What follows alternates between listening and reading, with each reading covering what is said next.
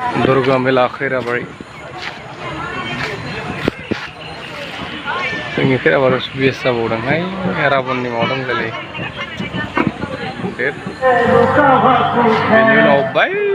जा राबननि माबा दङ बेखौ लास्ट खालि मा खालामगोन दे सब बिजा जुबिन दङ बुंनो थाङोब्ला बेस जायो आरो ना एसे सानावनो फैदों बिनिखाय मानसि गैया माने सासेबो जोङो राबन बेखौ नायबाय मोनथिनायाव बेखौ सावगोन आरो ना बिदिया दोङो रानि भागिन नै लाइट बेयाव लाइट जोंगोन जोंदोंमोन दसे दायो थांनोसै फै दायो थांनोसै दायो थांनोसै आरो ना दायो थांनोसै आइ मोनसेयाव माने गोदोर मोनसे दोङो बेयाव थांगासिनो जोङो दा बेनि उनाव थाबायना फैदों आरो ना हामाखा आरो बुंदोंमोन बेयावनो बेलेगाव थांस्लायस्लाय माने बेयावनो बेस्ट जायो आरो